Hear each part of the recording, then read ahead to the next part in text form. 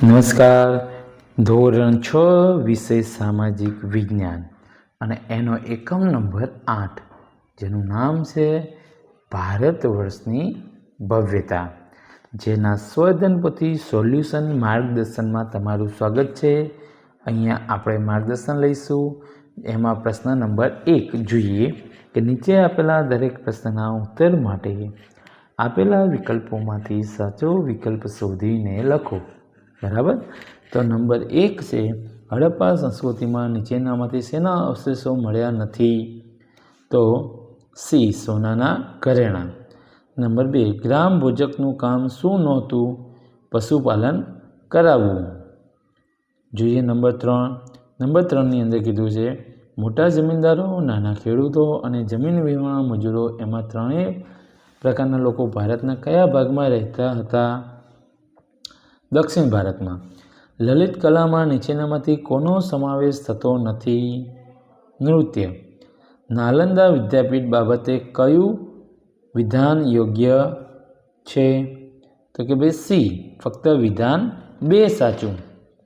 Number 6, Ashtadhyayi કેવા પ્રકારનો ગ્રંથ છે? તો કે અષ્ટાધ્યાયી વ્યાકરણ પ્રકાર. યુએન સ્વાંગના દિશામાંથી ભારતમાં આવેલા બીજા મુસાફરનું નામ શું હતું? ફાહિયાન. નંબર 8, વીરસેન સાબાએ કોની પ્રશસ્તિ લખી છે?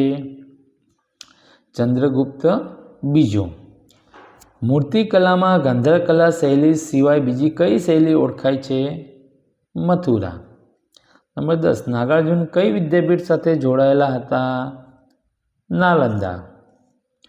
નંબર 11, લુંબિનીનો સ્તૂપ કયા દેશમાં આવેલો છે? નેપાળ. ધાર્મિક સાહિત્ય બાબતે કયું વિધાન અયોગ્ય છે? વિધાન 1 અને 2 બંને સાચા. પ્રશ્ન નંબર 2, ખાલી જગ્યા પૂરો. બરાબર. જેમાં જોઈએ આપણે નંબર 1, જૈન ધર્મના આગમ ગ્રંથોની સંખ્યા 12 છે. નંબર 2, ચંદ્રગુપ્ત બીજાના સમયમાં ચીની મુસાફર ફાહિયાન ભારત આવેલો હતો. નંબર 3, અશોકનો શિલાલેખ મૌર્ય સામ્રાજ્યના વહીવટતંત્ર વિશે માહિતી આપે છે.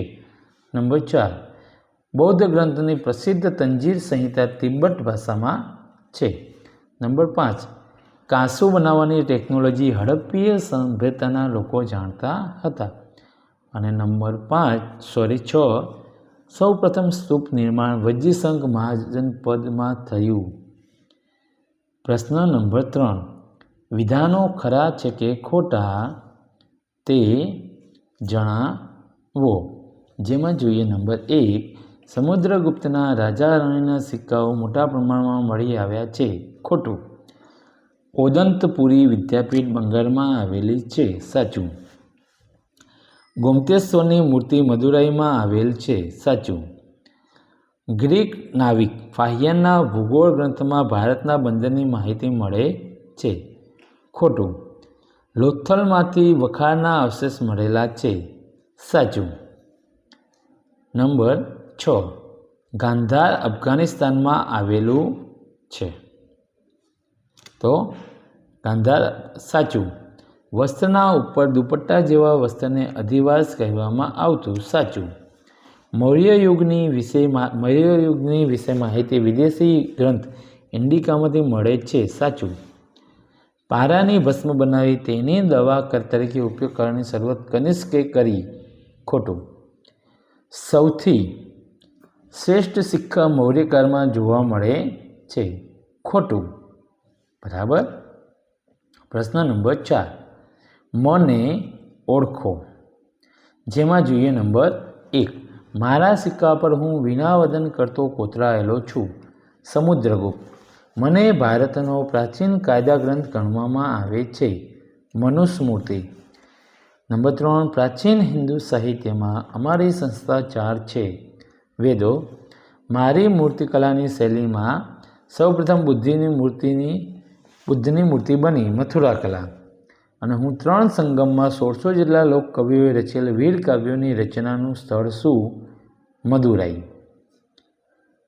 પ્રશ્ન નંબર 5 જોડકા જોડો.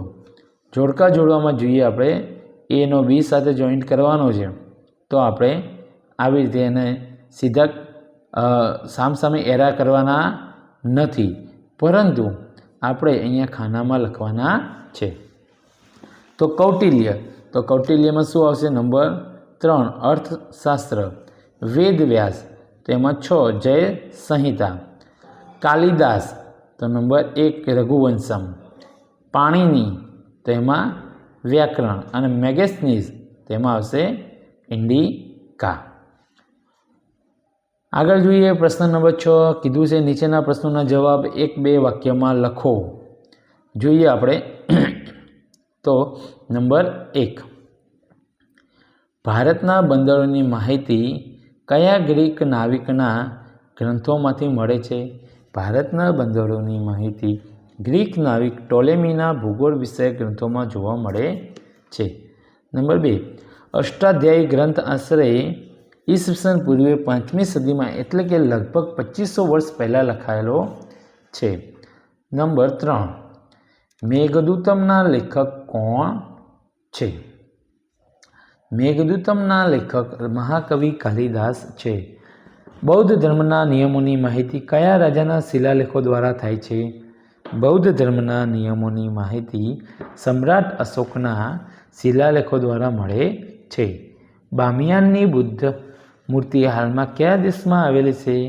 બામિયાનની બુદ્ધ મૂર્તિ હાલમાં અફઘાનિસ્તાનમાં આવેલી છે.